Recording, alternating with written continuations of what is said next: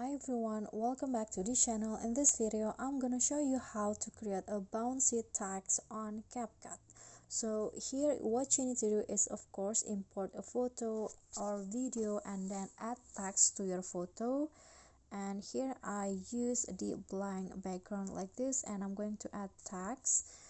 Okay, so just type in any text that you want to add, and then here click on a check icon, and next add keyframes at the beginning of the text, and then move it like this, and then also move the text in the frame. So I'm going to move it like this, and then add on keyframe and then move it again, and then I'm going to move it like so, and then add keyframe again, and then here add the keyframe, swipe the toolbar and go to grabs, and here click on a custom one. Okay, here I'm going to edit the grabs into like this. Okay, I'm going to reset it first, and then here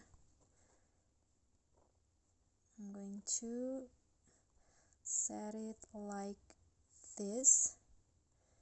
Click on a check icon, and then after click on a check icon again, and then go to the last keyframe and again, and then add another gaps.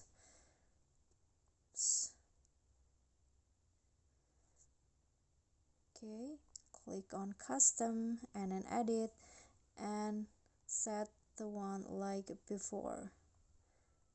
I'm going to add bit in here, and then it'll go like this, and here is the final result. Okay guys, so that is how you can make a bouncy text effect in CapCut. I hope this video will be helpful to you.